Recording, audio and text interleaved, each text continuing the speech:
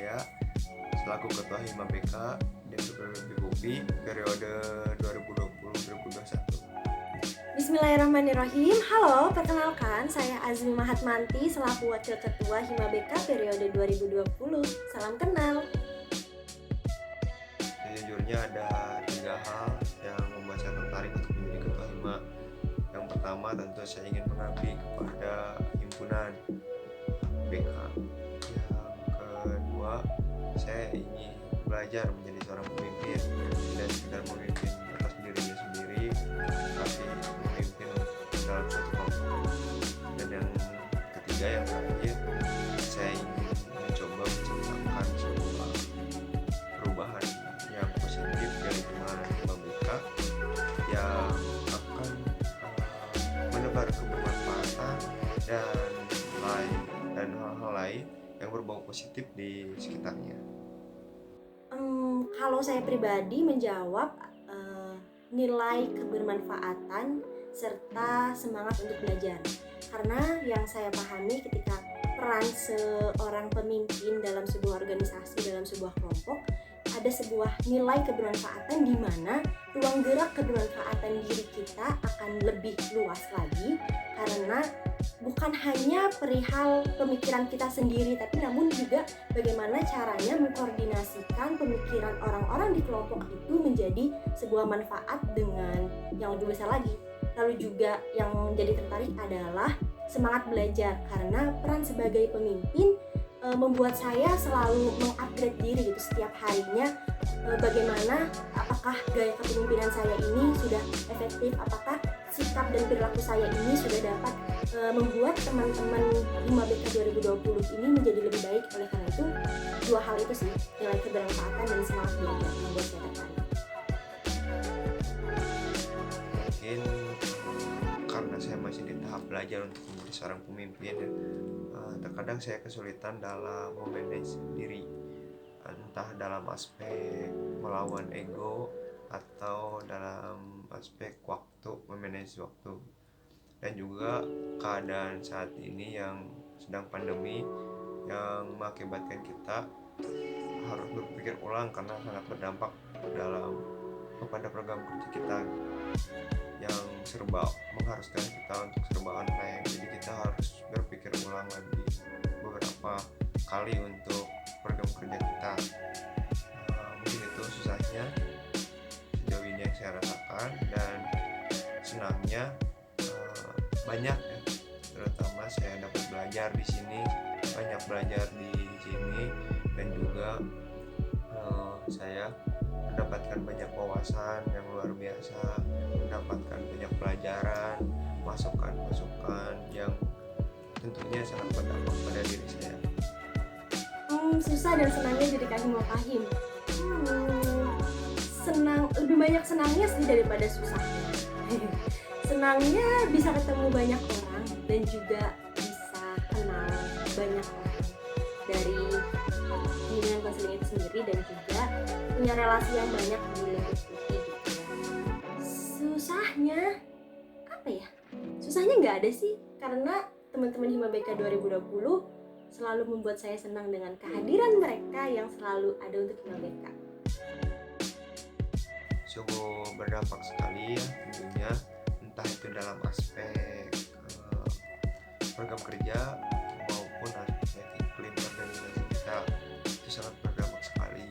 Namun jika kita terus menyalahkan keadaan pandemi saat ini, itu akan membuat kita tidak akan melangkah, kita akan diam menjadi tempat. Maka dari itu kita harus mempersiapkan plan B, yang dimana plan B ini sudah kita rancang bersama-sama, sudah kita diskusikan, dan saat ini sedang kita jalankan.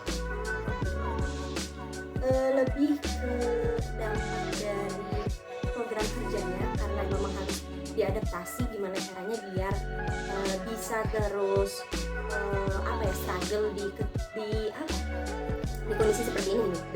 Dan juga bukan hanya Hima BK tapi juga Ormawa se-Indonesia yang harus beradaptasi dengan proker-prokernya yang tadinya offline menjadi online. Tapi bukan hanya itu, bukan hanya memindahkan proker offline dan online, tapi lebih kepada gimana sih agar si proker yang jadi online ini manfaatnya tetap terasa kayak gitu. Dampaknya keberjalanan prokernya yang harus memang diadaptasi. Yang kedua, dampak dari iklim komunikasi dari anggotanya, karena nggak bisa dipungkiri ya, yang namanya online kita nggak bisa nih mengontrol masing-masing kualitas sinyal dari para anggota himpunan, lalu juga kita nggak bisa mengkontrol fokus orang-orang ketika sedang rapat berlangsung gitu sih. Menurut saya dan bagi saya, komunikasi itu kuncinya ya, tentu jaga komunikasi, perbanyak komunikasi, saling follow up, dan juga saling terbuka. Mungkin itu saja sejauh ini. Alhamdulillahnya karena ada aplikasi bernama WhatsApp, Google Meet, dan juga Zoom, jadi kami memanfaatkan tools-tools yang memang bisa menjalin komunikasi dengan baik kayak gitu ya. Jadi memang setiap hari selalu mengabarkan dan mengkoordinasikan apa nih yang harus dilakukan hari ini, lalu timeline ke depan dari setiap waktunya apa nih kayak gitu. Jadi memang koordinasinya lewat WhatsApp, lewat Google Meet, dan juga lewat aplikasi Zoom kayak gitu. Ya tentu kita menyesuaikan kepada keadaan saat ini, keadaan pandemi sekarang. Jika ada program kerja yang masih relevan dengan pandemi sekarang, kita laksanakan dan rancang ulang tentunya. Dan yang kedua, jika sudah tidak relevan dengan keadaan pandemi saat ini, kita pangkas atau ganti dengan hal yang bermanfaat pula, karena saat ini tuntutan keadaan ya yang menuntutkan kita untuk selalu serba online. Namun kita akan ganti dengan hal yang bermanfaat pula, insya Allah.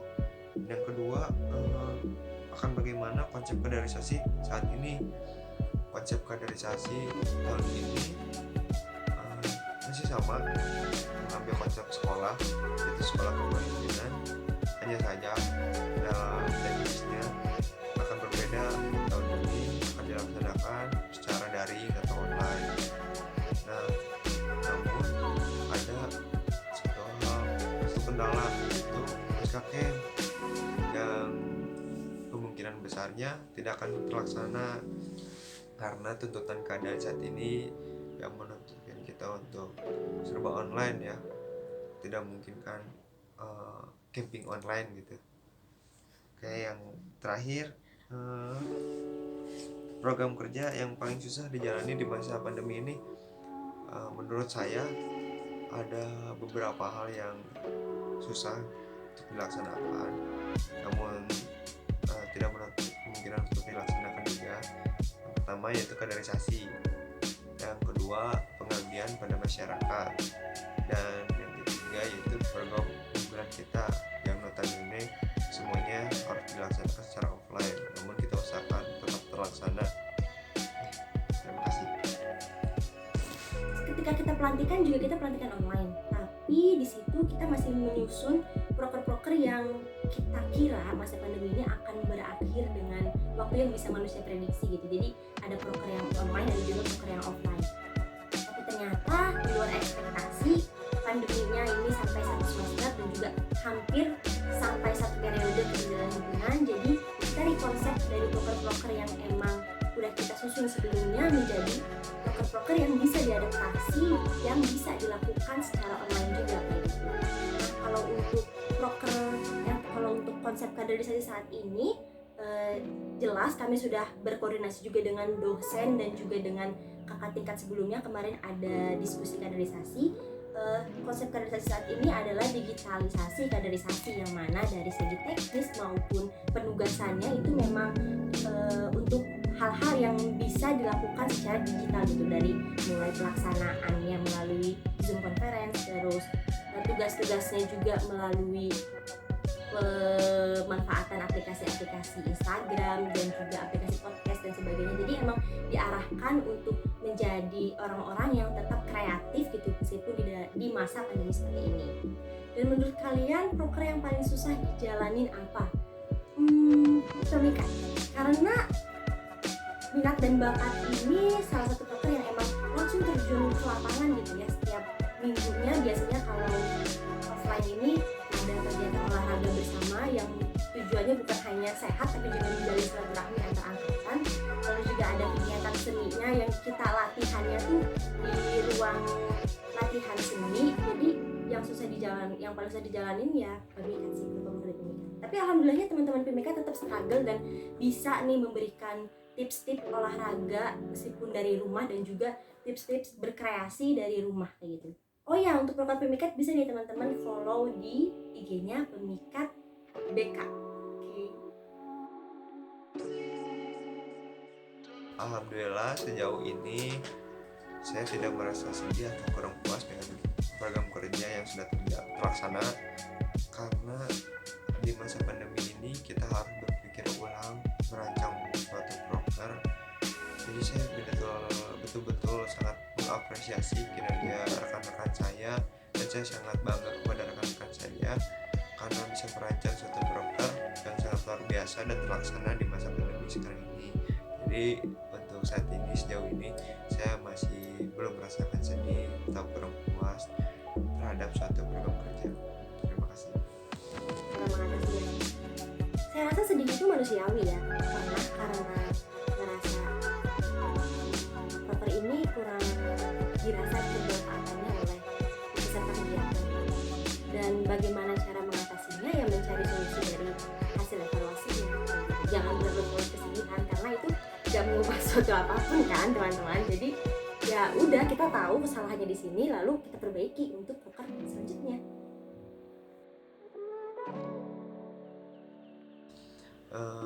Sesuai ekspektasi tentu tidak, itu sangat jauh ya, karena ekspektasi di awal kita itu tidak ada pandemi seperti sekarang gitu. Jadi ini tentu belum sesuai dengan ekspektasi kita, namun karena saat pandemi ini kita mempunyai ekspektasi baru, dan alhamdulillahnya sejauh ini sudah mulai terlihat, sudah mulai terasa, sudah mulai sudah mulai sesuai dengan ekspektasi kita di masa pandemi ini. Saat ini sudah berjalan sesuai ekspektasi kalian? Oh, tentu tidak. Karena di awal juga sudah sempat bilang kita punya impian nih di periode ini, ingin membuat ini itu, tapi ternyata pelantikan saja kita online dan proker satu ke depan pun online, itu jelas sudah tidak sesuai ekspektasi sih. Jawabannya kan berarti antara iya dan enggak ya, berarti tidak. Tapi alhamdulillahnya secara kualitas keberjalanannya, alhamdulillahnya tidak mengurangi kualitas dari teman-teman himpunan dalam mengoptimalkan menjalankan prokernya gitu. Alhamdulillah teman-teman Hima BK tuh nggak putus asa gitu aja gitu, tetap bisa memberikan yang terbaik walaupun prokernya ini diadaptasi secara online. Yang pertama, yang paling utama yang menguatkan saya yaitu sumpah Quran yang dilaksanakan pada dini hari, entah itu jam 1 atau jam 2 dini hari di masjid daerah Susan Bajuri, saya lupa namanya. Itu yang paling pertama menguatkan saya untuk tetap ada di Hima BK. Yang kedua tentu saja tanggung jawab. Yang ketiga rekan-rekan saya. Terima kasih. Kalau dari saya pribadi, yang pertama karena proses penyelesaian pemimpin secara minggu, karena itu yang membuat saya bertahan adalah teman-teman keluarga di proses ini sudah percaya kepada kami beliau. Itu alasan pertama. Yang kedua adalah teman-teman dari himpunan mahasiswa bimbingan konseling itu sendiri, karena dengan adanya mereka saya menjadi punya semangat tersendiri gitu dalam menjalani peran sebagai pimpinan di Hima BK, dan juga dengan ketulusan hati mereka yang udah mau daftar di himpunan, itu menjadi sebuah tanggung jawab bagi saya pribadi untuk gak mengecewakan mereka gitu. Itu sama-sama buat sampai ke tujuannya gitu.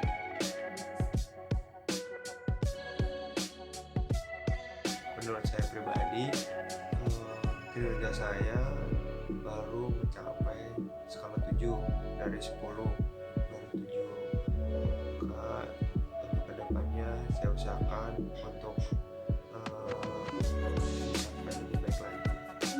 Kayaknya ada